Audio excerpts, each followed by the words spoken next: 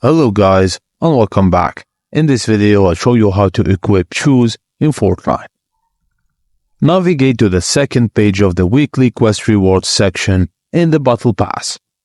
Now all you have to do is to complete the necessary weekly quests to earn enough XP and unlock the kicks.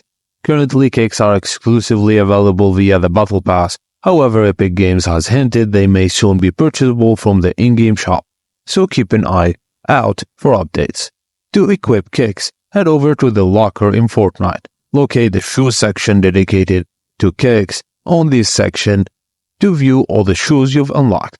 Select and equip any kicks that are compatible with your character. And that's it guys. Limited compatibility because at launch, kicks can only be worn by selection of over 500 Fortnite outfits, including many of the game's most popular skins.